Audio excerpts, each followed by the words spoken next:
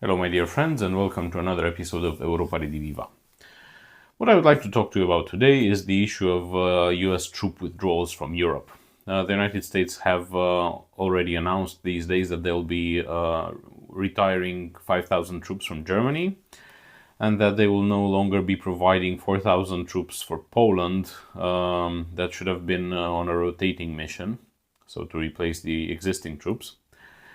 Therefore, the US seems to be withdrawing troops from Europe in an accelerated fashion, and I'd like to discuss a bit what this entails, what the consequences of this are.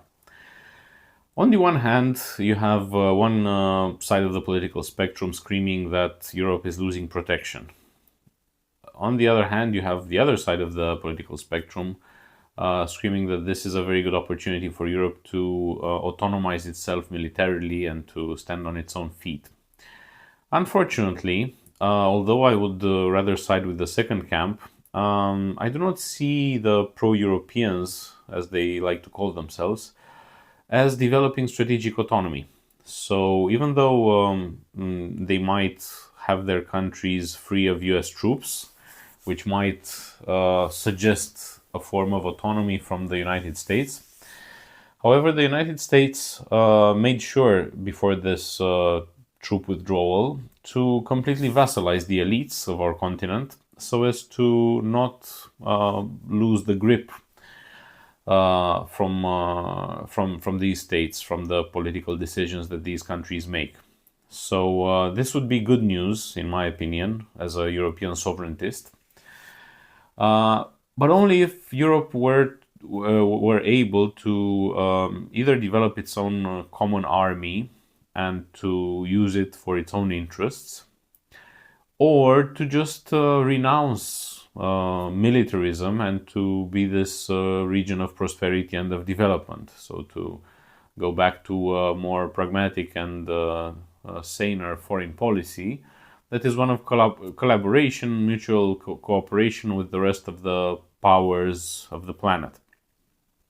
However, the US is doing basically the worst of both worlds. So on the one hand, it loses so-called protection from the United States. On the other hand, it maintains American strategic objectives, those of defeating Russia and of weakening China, and it is willing to take them onto itself. So to continue without American protection to further American objectives, American military objectives. So to continue its role as a proxy without having the protection that proxies benefit from. So yeah, in my opinion, this is completely suicidal, and it comes in the worst possible time because even though Russia was announcing for the past 4 years, that it has no intention of striking Europe and that Europe has nothing to be afraid of from Russia, in the past weeks, Russia has started to flip on this decision and to announce that it might strike either military manufacturing centers or even decision-making centers in Europe that are part of the war in Ukraine, that are waging the proxy war against it. So basically, Europe is moving in this position where it is continuously acting as a proxy of the United States, but without ensuring the benefit of protection from the United States. And it has basically taken it upon itself to strategically defeat, or to try to strategically defeat, or to just kill itself on the altar of strategically weakening Russia, which is its neighbor and which is its most obvious collaborator in terms of symbiotic economies. Basically, Russia has these raw materials that the European industry desperately needs, and it's a no-brainer to have these two big economies collaborate. And Russia is also part of European culture. There's nothing quirky about that.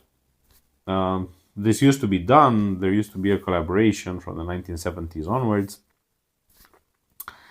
But the United States, ever since the end of the Cold War, managed to subdue the elites of our continent to such a degree that they are unable to think of European objectives that are not part of the American strategic objectives, and that would autonomize our continent from the interests of the Americans.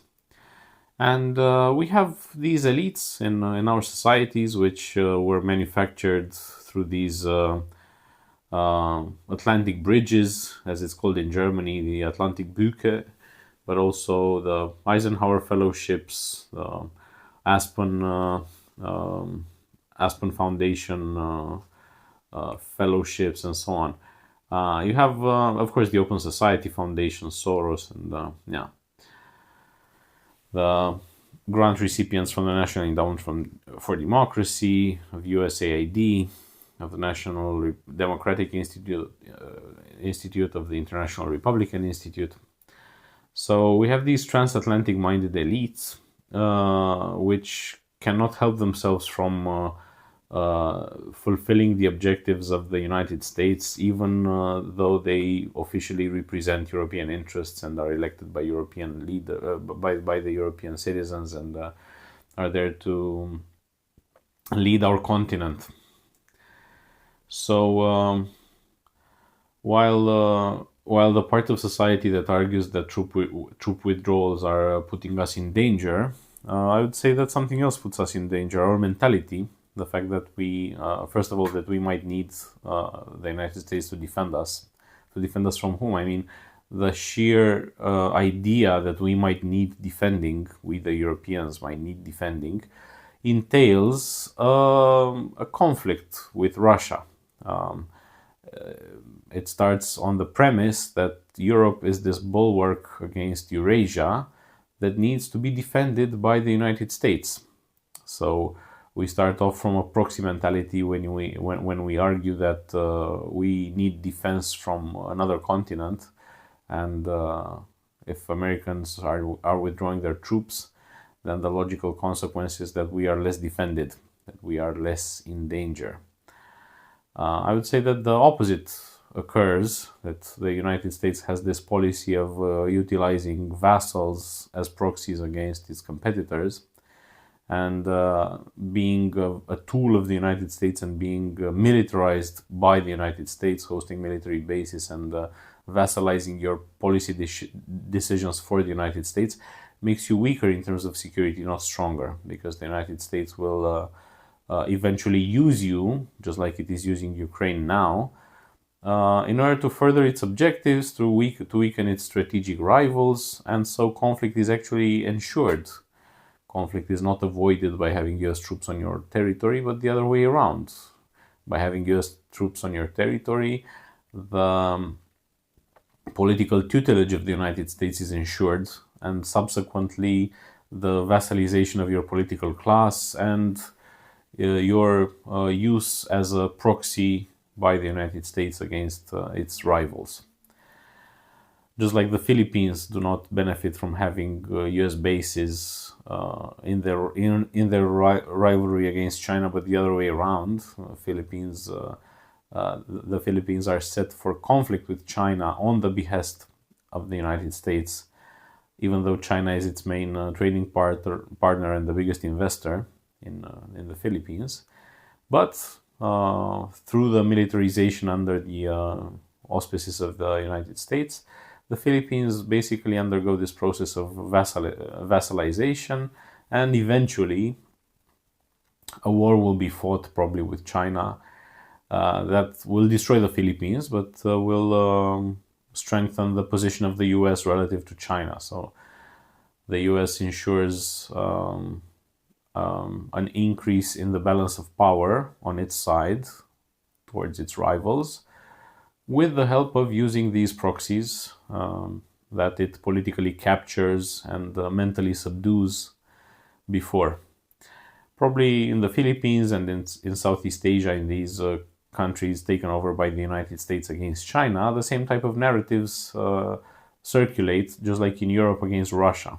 China is this big danger, China is this imperialist power, we must do everything to defeat China, whoever is not for the war is pro-Chinese, and so on. Of course, China is a genocidal power. China is an imperialistic power, an expansionist power, because it is trying to expand in its own territory, that of Taiwan. So in the so-called Republic of China. And yeah, so all of these libels that are constructed against Russia in Europe also circulate in Southeast Asia and in Australia, in the Indo-Pacific, as the US calls it, against China, in order to ensure the compliance of the population to the build-up of a military alliance against China that might do the dirty work for the Americans further down the line, because China is regarded as the main strategic competitor of the United States. So unfortunately, we are still in the process of developing some sort of sovereigntist European elites. Sovereigntism in Europe is only manifesting itself at the country level. So there are various political forces inside member states that want to regain sovereignty from Brussels and no longer to be used as vassals and to be proxies for the United States. But we do not have such a pan-European movement. We do not have a pan-European even a federalist movement that would have as a goal to obtain strategic autonomy from the United States and to develop a common European policy that would be in the interest of the Europeans. Because such pro-Europeans that have yet to appear should first and foremost want to do peace with Russia and to resume collaboration with Russia, and to also collaborate with Turkey, to collaborate with all the other well, of course, with China, to stop antagonizing China, so as to ensure this base of prosperity and to reindustrialize Europe and to re-technologize it as it was the situation 10 years ago, 15 years ago, that Europe was this area of development and of peace. It was not a militaristic zone. It was not an area where the number one priority was to increase military spending, to cut social welfare expenses, and to militarize the population as much as possible. In my opinion, a pan-European sovereigntist agenda should first and foremost focus on the interests of the European people and not on the interests of the Americans that we are now blindly following. And I hope that these troop withdrawals will help in this direction, even though I'm afraid that even though there are troop withdrawals from Germany, the command centers in Germany will continue to exist. The command centers that are currently planning the operations, the strikes against Russia and the Ukraine war in general. So Ramstein, but also many other command centers, Greifswald, Stuttgart, many NATO command centers in Germany that actually take part in the operations against Russia will remain, and it's only the troops themselves that will be withdrawn or will be moved further east. Because in the past months, European states have committed themselves to further increase drone production for Ukraine and to accelerate military supplies for Ukraine.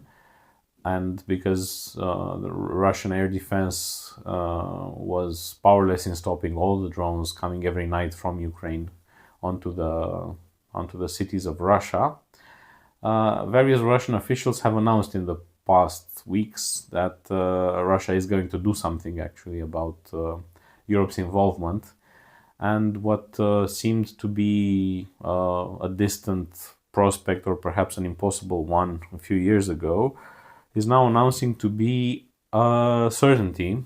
The fact that Russia will strike some European countries, that Russia will strike production capabilities in a European country, or that Russia might strike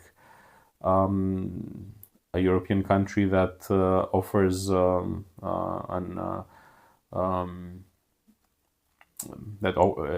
European countries that offer their airspace for Ukrainian drones. So Russia has lately nominated the Baltic countries as being places where drone attacks actually originate. So not only that the Baltic countries, together with Poland, allow Ukraine drones to pass in hitting the St. Petersburg area, but even more so that I think Lithuania was accused, or Latvia. Russia accused Latvia of actually hosting the drone operators themselves, the Ukrainian drone operators that are launching the drones against St. Petersburg. So in that case, one of the Baltic countries might be struck demonstratively in order to show the Europeans that our Article 5 doesn't really mean that much, and that there is a limit to what Russia can tolerate in terms of their engagement in the war in Ukraine. How Europe might play this is hard to envisage.